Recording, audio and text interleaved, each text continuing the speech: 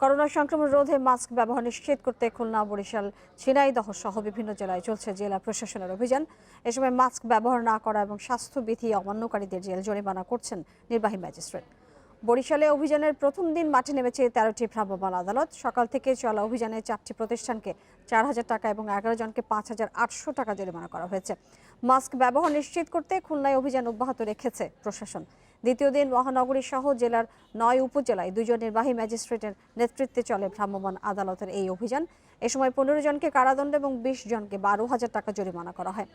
Corona virus প্রতিরোধে ঝিনাইদহ জেলা প্রশাসন আজ শুরু করেছে 3 দিনব্যাপী ক্র্যাশ প্রোগ্রাম।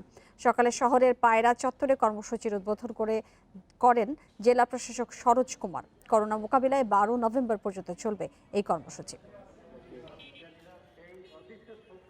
মহানগর সহ প্রত্যেক উপজেলাতে 2 জন করে ম্যাজিস্ট্রেট, নির্বাহী ম্যাজিস্ট্রেট তারা ভ্রাম্যমাণ আদালত পরিচালনা করছে। যে গতকালকের অভিযানের প্রেক্ষিতে শহরে আজকে 90%